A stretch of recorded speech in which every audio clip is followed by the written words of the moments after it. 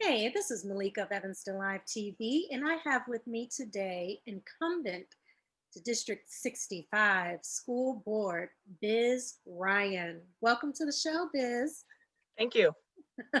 First of all, Happy to be here. why is everybody on District 65? District 65 has such cool names. So I had Sue like Kim, and I got Biz. I don't think it's a prerequisite, but it has a fun happenstance.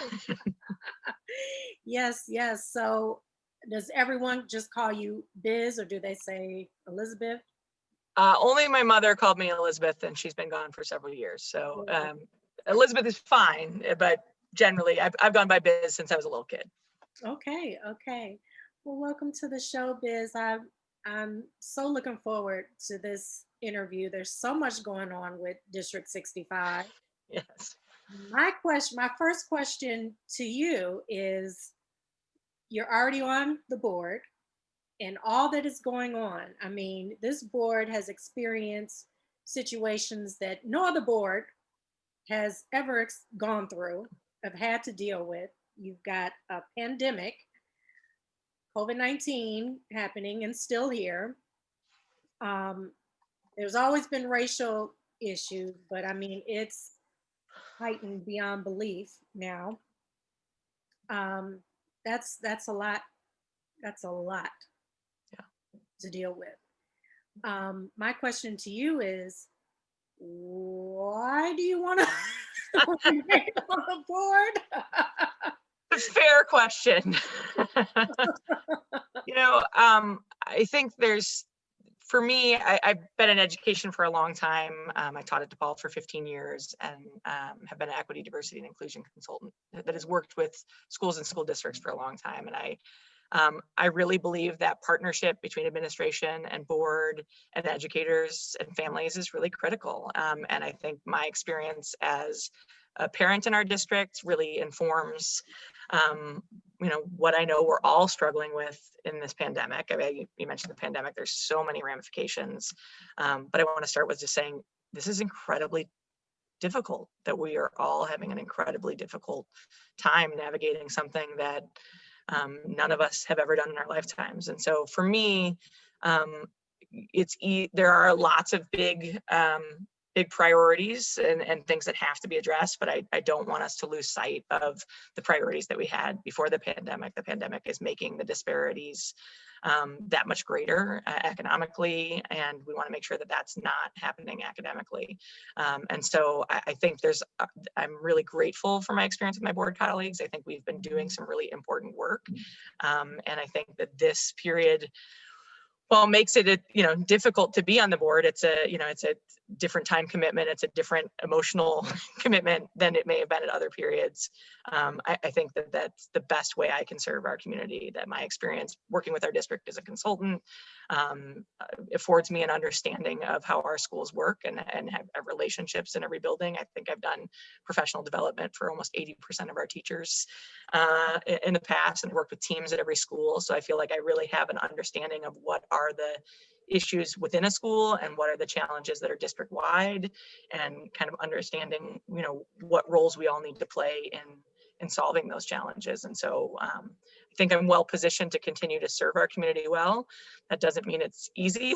That doesn't mean that there aren't days where I ask myself that same question about why I'm running again. But I think it's imperative that we don't let the recent events deter us from the important equity work that can really transform the educational experience for folks in our town.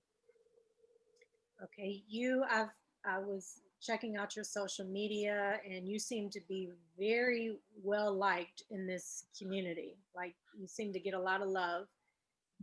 And during this time period, I'm seeing not on your page, but I am seeing in other group pages a lot of heat that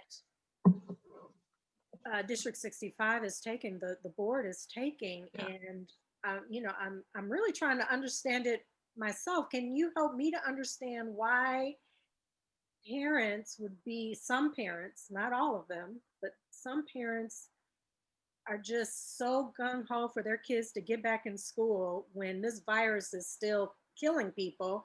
And the board, you all are, wanting to make sure it's safe. I mean, these are little ones, these are our little angels, our future, and you want to protect them at all costs. Can you make me understand it from their point of view, and then how you all are dealing with that kind of heat? That is a lot, a lot.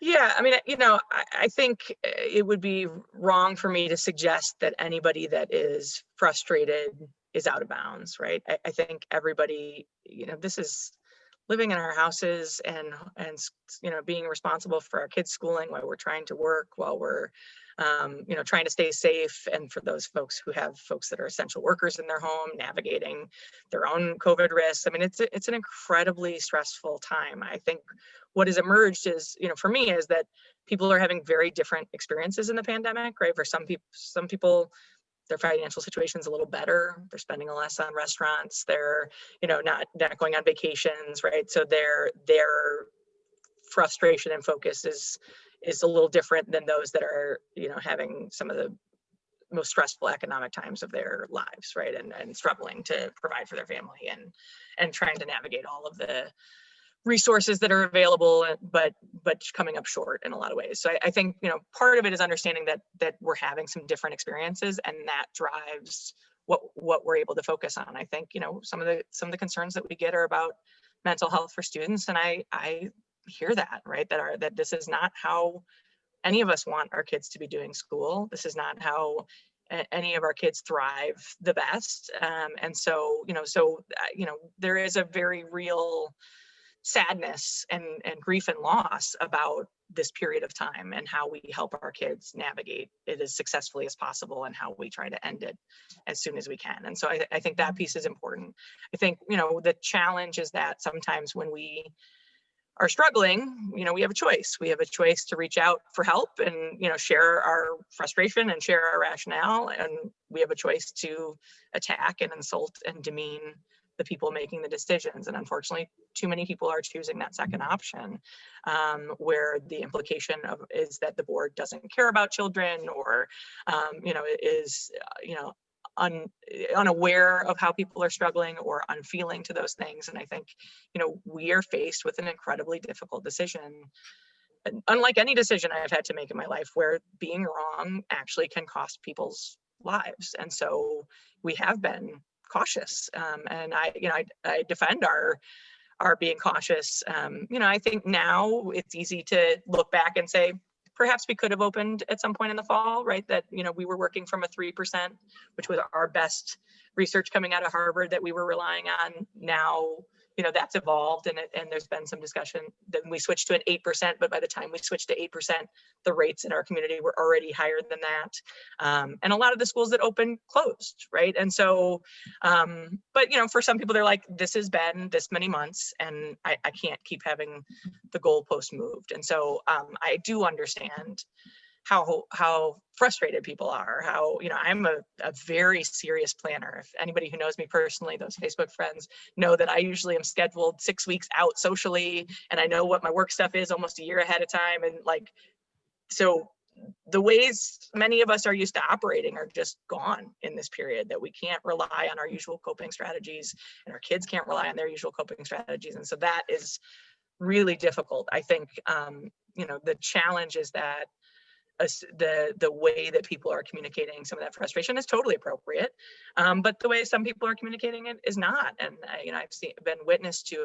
a significant amount of racism and white supremacy trying to undermine our Black leadership as we navigate these really difficult decisions. And I think that's part of the education we've been trying to do. And there's another video coming out, I think, tomorrow, trying to help people understand that we want Evanston and Skokie to be our best selves, and that when we're having these hard times, we still want to have care and compassion for each other in the way that we advocate and the way that we communicate. And some of that has really been lost lately. I know it's got to be hard for someone who plans out a year in advance, and then you have a virus that's been totally unpredictable. But I'm going to say, I think you all have been handling it well, even when we were at 3%. Again, there are angels, our future. So you have to, even at 3%, there's still that fear. What if we lose one, you know. Yeah, I mean, I think it's an impossible decision that school districts have been put in because of the lack of federal leadership, and so I think every school district is doing the best they can to evaluate the risks in their community and the tools available to their community, and I feel like we will continue to have the safety of our educators and children and families as the highest priority. That it may shift, that we are able to open for those that want to, but also recognize that that's an individual choice for families, and we really respect the way people have decided what makes sense for them of staying remote or being in person. That's not, we want to give the opportunity to those that want to be in person without saying that we know what's best for your family. So we'll continue to provide options for folks moving forward. Now, everyone is looking forward to the inauguration tomorrow. They're hoping to hear some speeches from Biden and from Kamala that are just going to, you know, give us hope and make us feel good again with where the country is in terms of the hate that is going on. Um, so here in our corner of the world, in Evanston, Illinois, in District 65, how do you all intend as a board to deal with the racial issues? Because you all are getting death threats now just for wanting to protect the babies. Yeah.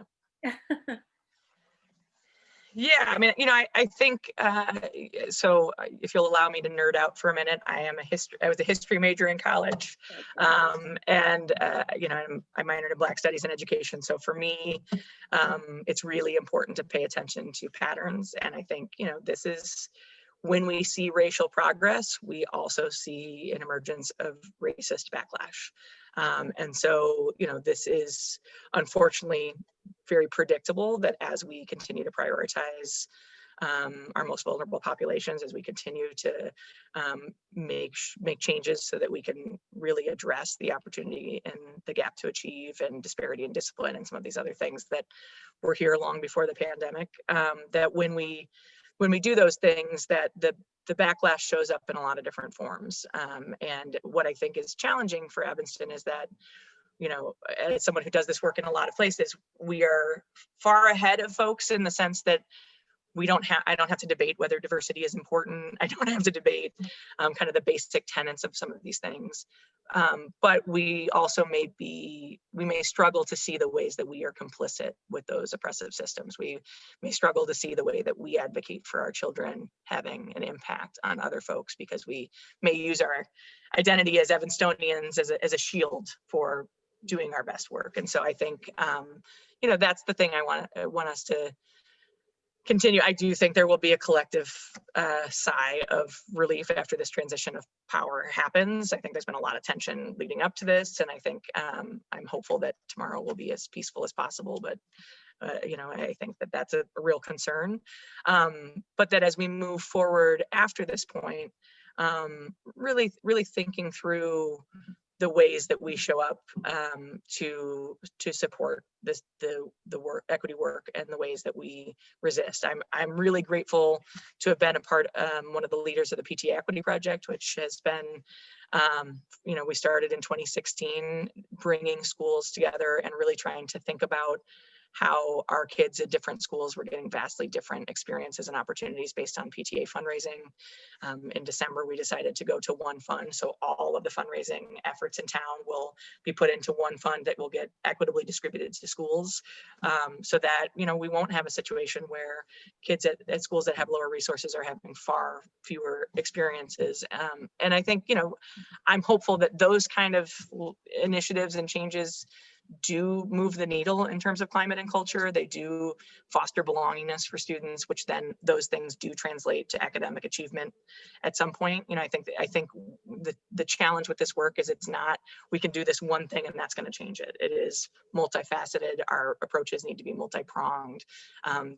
We need to be thinking about this at every, in terms of emotional and physical safety in school, in terms of curriculum, in terms of relationships. Like it's incredibly important for us to be thinking of kind of each space we show up in. How do we show up, and what ways can we foster the environment that Evanston wants to be, right? That we can be our best selves. And I think, we have to anticipate, as you mentioned, it's been really difficult to navigate death threats, and I experienced a hate crime last weekend. And that escalation is certainly terrifying for us individually and our families, but its existence is intentional. It's to derail us from our commitment to equity. And, I think our board will not be deterred by those actions. We believe very strongly in the work that has been done and needs to be done in the future. And some of the other, I don't know if you've been paying attention to your opponents who are running for the first time. Honestly, being in the job is a good 5 hours a day right now, so I have not had an opportunity to watch the other interviews. But so yeah, I haven't had a chance yet. I completely understand. You all have it's overwhelming what you're dealing with. Absolutely. There's been questions about the budget, how you all are handling the finances of District 65. And let me say this again. You all are dealing with a time period that no one has ever dealt with, no other school board has ever dealt with. So of course, the budget, the finances are going to look a little different. You're not even going to go through the lines the same way. It's, can explain it, Yeah. Not an accountant, Yeah, nor am I. I will give you my best kind of, I'll give you a smaller capture of what it is. And if you want to ask more specific questions, I can give it. So, and I appreciate that context. So yeah, I think it's important to recognize that the budget challenges have been known since about 2012, possibly even earlier, but publicly talked about and considered in decision-making since 2012 of previous school boards that I was not a part of. And so there's been some choices between 2012 and now that have been, attempts to improve it or that have made it more complicated. But the budget, the part that has to do with this current board is that the timeline for when the problem was going to explode has escalated, but it was always going to be a problem. Because we have what we call a structural deficit. We spend more, our expenses are higher than our revenues. And there's several different pieces of that. Certainly the most significant part of our budget is having our educators' salaries and benefits, which we want to continue to recruit and retain high quality educators and to be competitive in this field. That will require us to spend a significant portion of our budget there. There was a state measure that capped what we can get in terms of tax revenue. And so it's either 5% or CPI. And that's the max of what we can collect in terms of property taxes. So that's one of the mechanisms that stops our ability to get more revenue in. And CPI has been significantly lower than 5% for a while. So that affects, what we have to work with. In 2012, there were some decisions about Fifth Ward School and about middle school projects that didn't get passed. And some of the advocacy at the time for not passing it was about budget concerns. Unfortunately, I think there were some decisions after that didn't pass to still do some of the middle school upgrades that then had financial implications. There was a expansion of Lincoln School that had some complications that cost more money. So there's kind of all of these pieces that make it more complicated, but the structural deficit, it has been a challenge for a while. And that when we had the referendum in 2017, that was not set up to solve that structural deficit. So we knew in 2017 that the structural deficit challenge would come to a head in 2025. Any suggestion that this is like current mismanagement of funds or that this is about the decision making exclusively of the current board is just not accurate, because this has been a long-term challenge. The piece that has been more complicated is that because of the pandemic, our revenues have been dramatically impacted because we're not getting childcare fees and lunch fees and, other school-based fees where people are not paying their taxes at the same rate. Like there's the money coming in is different. And we've had to have significant expenditures for PPE and safety protocols. So, so the main thing that has changed is that instead of having a huge problem in 2025, we're going to have it sooner. And so now we are tasked with, something that we've been talking about. I imagine most people on this call do not watch every finance meeting, but if you go back and watch previous finance meetings, we've been talking about it for a while. They were talking about it before I was on the board. And so now, we have to engage in a really thoughtful process to really decide what our priorities are as a community. We have to do significant cuts to the budget. We have to look at every possible place, to think about those across the board so that we can continue to provide the education that we all value so much. So I don't know, that was a lot of information. Let me know if you have specific questions on finance stuff from there. No, that was great. That spoke to what I've been hearing from others out there about the spending. So Biz, with you running again to remain on the board, what is your plan, your vision? What do you want to build upon, and what do you want to change? Yeah, I think you always have like the things that you want and then the things that are going to derail you or make things more complicated. For me, I really believe in our students all having as positive a school climate as possible, and to have a place where they belong and their social emotional needs in addition to their academic needs are taken care of, that students are excelling academically and that what we're doing is rigorous, but that our curriculum is culturally responsive, and that we are really reflecting every student and family experience in what we're teaching. And so I think, those are the kind of every building things. I think structurally, our programs do not align to every school in the way that we need to. And we've made some shifts in terms of getting a superintendent that has equity experience and getting a new student assignment coordinator to address really looking at our schools and saying, what needs to be here in terms of special ed, what needs to be here in terms of TWE, in terms of ACC, and we're often, with not having a fifth ward school, we really have not met the needs of folks in that community. And the burden of diversity in our town has been on the backs of Black and brown students. So for me, a fifth ward school, but more broadly reimagining how we provide services at all of our schools and making sure that teachers have resources at all of our schools. I think, fifth ward school is part of that conversation, but the larger conversation is making sure that if we value the idea of a neighborhood school, that every neighborhood school has the capacity to do what it needs for the students in its community. So, there's a lot of big things on the list. For me, I mentioned PEP, right? When we started PEP, that was mostly something that people just laughed at us about and said, that'll never happen. We've been talking about this for decades. And now we've made this move. So for me, I'm a systems thinker. I'm an idealist and an optimist, but also a realist. So for me, I want to see all those things happen.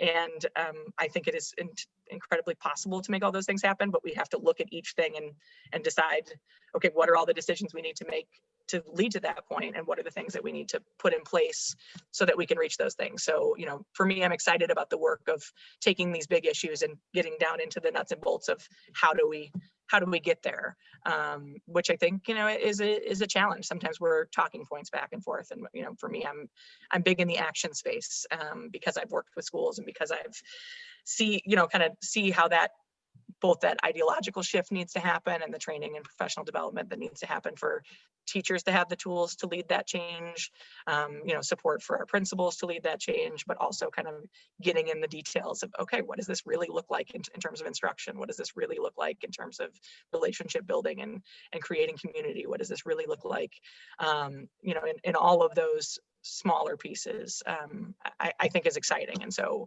I think I'm well positioned based on my professional and personal experience to help support that transition. But I am under no illusions that it is going to be easy work and that it's going to happen in a day. Well, I was going to ask you as a realist, there's been talk of a fifth ward school for quite some time.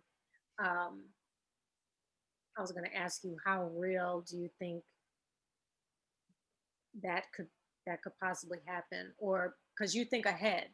Yeah. So realistically, how many years do you think it'll take for the Fifth Ward to have a school? And I think you need to let people know that the board does want a school in the Fifth Yeah. Ward. I think there's a misperception that you all don't want to. It's not District 65 that doesn't want the school in the Fifth Ward. It's other wards that doesn't want the school in the Fifth Ward. Yeah, I mean, I think there's been an effort in the past that wasn't successful because of resistance in various ways, and so I think there's a lot to learn from that attempt on how we position it now. Yeah, I would say there's nobody on the current board that doesn't think that's important and a priority and want to see that happen. I think the year's prediction is difficult because of the financial crisis, like figuring out exactly how that all happens and what the order of things are. But for me, I definitely think that should be a lived reality, and I would hope that if not open by the end of my next term, very close to, like, and I don't have control over that. Like, so I'm not gonna say like it'll be there in a year. Like, there's way too many factors that make that not in my lane to decide. But I think what has to for that to happen, all the groundwork has to happen first. And I think that there's no reason that first of all, the groundwork is happening. And I think there's no reason that we can't continue to do all the things necessary to make that a reality. But it will require, making that a priority in our decision making and adjustments in other places.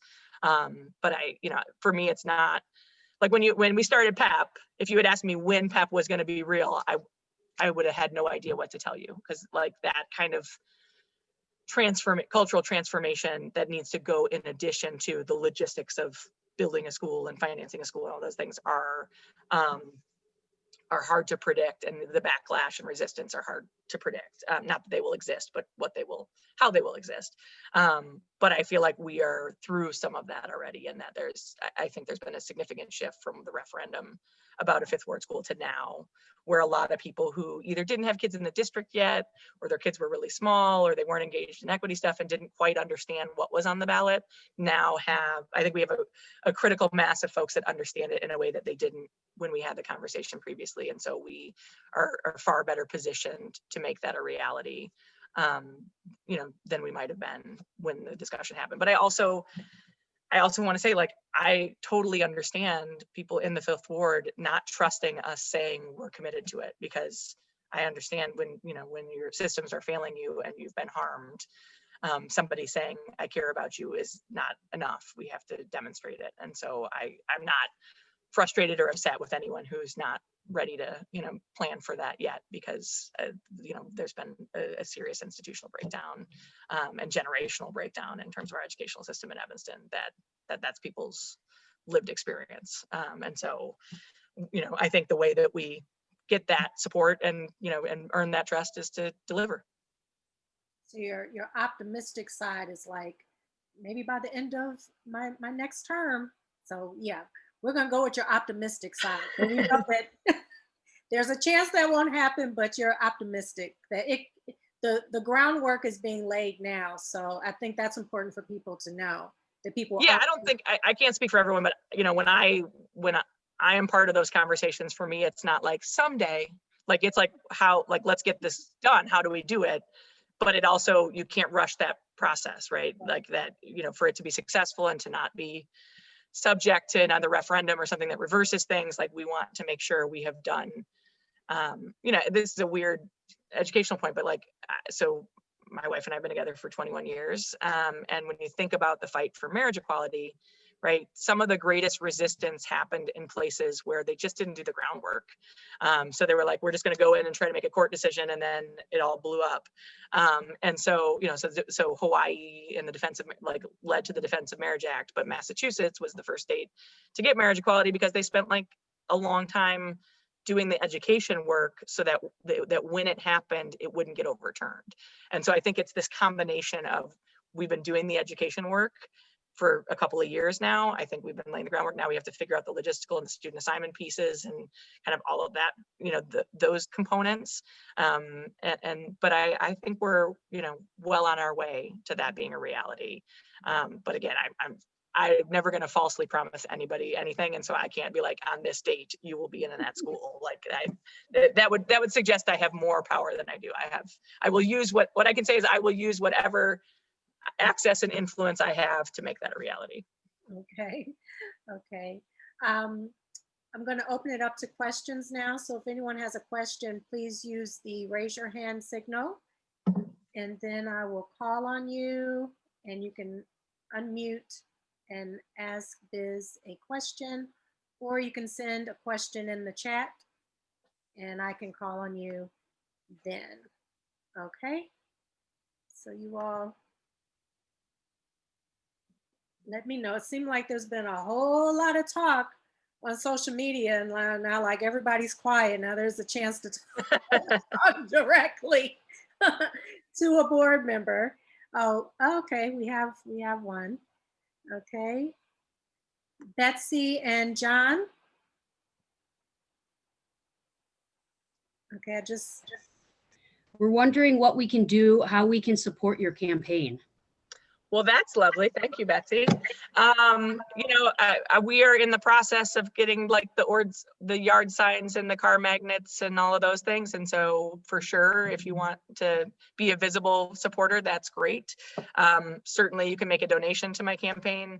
I will say that I really want being in this role to be something that continues to be accessible to folks. And so I really have a commitment to not raise too much money. I know I'm capable of raising a good amount of money, but I also don't want that precedent to derail future people from running for this office, because I think it's incredibly important for us to have a variety of folks and life experiences in those conversations. And I think we need to be mindful about just spending to spend, so that then that becomes something where someone who has some lived experience that can really teach us about how best to serve our community doesn't get a chance to be in this position because they couldn't afford to run a campaign that competes with those things. So I'm trying to have, it's a both and for me. Like I do want to continue to do this work and I do want to get the job. And so I will have to do some things to be more present in our community. And so the yard signs and the magnets and stuff are a big part of that.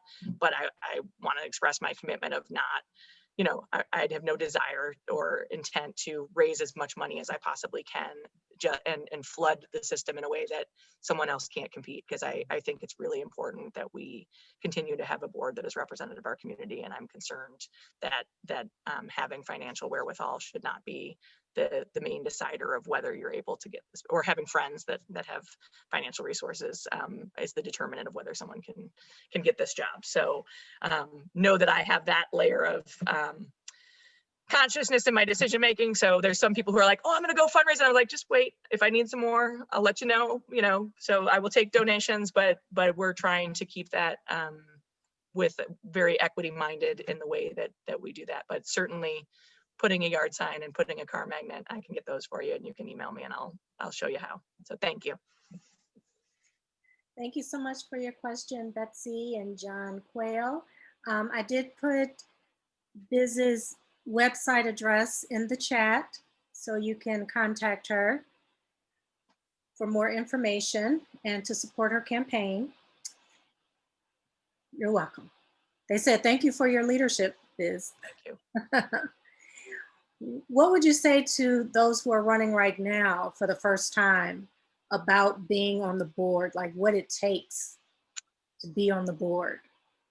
Yeah, it's interesting. I will say I thought I had a pretty good understanding of the board because I was a consultant for our district for 5 years and worked with the board, and understood kind of where they came in. And I think now I understood about 10% of what the job was, and that was even as a pretty informed person. So it's hard, right? There's a lot of difficult decisions that we have to make. A lot of board work is, because it deals with personnel and lawsuits and things, is not public. And often I think one of the hardest pieces is the public conversation often is missing incredible amounts of context, or is just factually inaccurate. And there are times where we can correct that publicly, and there are times that more times that we can't.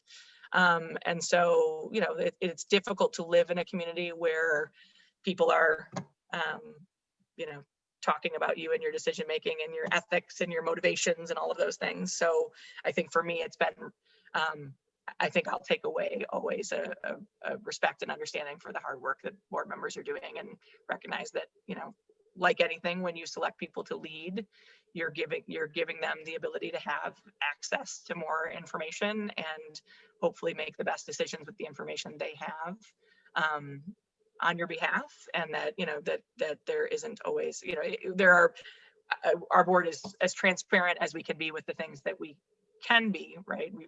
You wouldn't want us to share personnel issues and things like that, but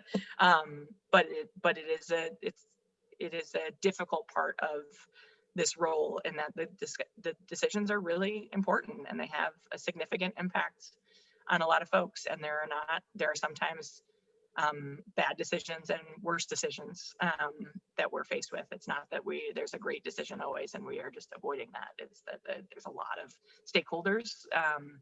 You know, I think that that's an important piece too, is that we have to care, you know, we do have to show care and concern and have to consider what the impact of these things are to all of our unions, to, you know, to all of our families, to, you know, various folks that this may impact in a way that we do not intend. And so it's a very thoughtful process to make sure that we're making a decision that is always taking everyone's interests. And for me personally, because I've worked with so many of our educators, like when we're making those decisions, I see the faces of those folks. Like it's personal to me in the sense that it is not this abstract group of people. It's, you know, I know every principal in our district and I know what incredibly hard work they do. And when I've been a softball and basketball coach and a Girl Scout leader for a long time. So when I'm making decisions about kids, I'm imagining the kids that have been in those groups with me. Like it's you know, those experiences are really important because you can easily think like from your lens, this is the right decision, but you have to be thinking about who's not at the table and how do these decisions impact them. Okay, and Biz, I got you for maybe about a little less than 5 minutes here. What is your message out to those who aren't familiar? You know, some people are just now starting to get engaged in what's going on in the community, in local government, in the school board.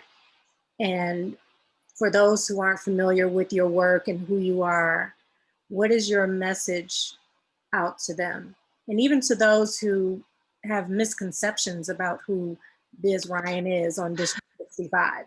All right, I will just correct you that my last name is Lindsay-Ryan, just because when people look at a ballot, I want them to know that that's me. Okay. It's hyphenated, but it's a bunch of first names, so it leads to confusion all the time. You know, I think that when folks are, you know, considering like, what you see is what you get. I'm very clear about my positions. I'm willing to talk and communicate about what those are. So I think it would be pretty rare for someone to vote for me and then be surprised by a stance I took later. You know, that equity is at the center of my decision making, and that I believe that it needs to be at the center of all of our decision making. So when we're thinking about academic programs, when we're thinking about safety issues, when we're thinking about reopening schools, it's not like that's over here and sometimes I bring it in. For me, it's really imperative that that be the lens in which we interpret all of our decision making. With that said, you know, my goal is that everyone has as positive experience as possible. And so it's really important for me that, you know, I think one of the hardest things lately is that there's been a lot of talk as though we don't feel what people are feeling, or we don't care about what people are feeling. And that couldn't be further from the truth. I think, you know, we feel very much in the trenches with folks as we are navigating, you know, both the pandemic now and, you know, and the other challenges our district has always had. And so, you know, I'm a marathoner, not a sprinter. I'm in it for the long haul, whether I'm on the board or not. I will still be invested in our community being the best that it can be, and that making sure that everyone is cared for. And so, for me, I thought for a while, me being a consultant was the way to have the most impact on our district. And then that shifted at some point where I felt like being on the board was the way that I could have the most impact. And so I am grateful for the opportunity that I've had so far, and really hopeful that I get to continue in this job, because I think that, you learn a lot in the job, and being able to take the things that I've learned along the way and apply them to our future decision making is pretty exciting. All right. Well, thank you so much, Biz. And that's Biz Lindsay-Ryan, people. Thank you. When you get to the polls, Biz Lindsay-Ryan.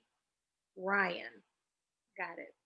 Thank you so much for the opportunity to be with you today, and to share my perspective. And my heart goes out to everybody who is struggling through this pandemic. I know that everybody is, their bandwidth is compromised, and so I hope you're finding ways to cope. And we remain every day working on getting schools open as safely as possible. Well, thank you so much, and our heart and prayers out to you and the board, the rest of the board, with all that you're going through, the decisions that you're having to make. So, our prayers and our protection are over you from the crazies out there. And thank you for being fearless and not running from it or bowing down to it, and just staying true to your principles and not caught up in the moment. So thank you so much. Thank you, Biz. Thank you. Thank you. Be safe and well, everyone. All right. Take care. Okay. And this has been Malika, Evanston Live TV. I'll be sure to put Biz's information in the description so you all can reach out to her if you need, more answers to questions that you have, if you want to support her campaign. I'll be sure to put all our information there. So thank you all so much for joining us today, and stay tuned. We actually have the D65 forum that is coming up tomorrow at 7 p.m. Central Standard Time. So you'll get to see all the candidates and see them interact and ask each other some questions. So it's going to be interesting. So stay tuned right here at Evanston Live TV. Thank you for supporting. See you tomorrow. All right. Thank you, Biz. Thank you.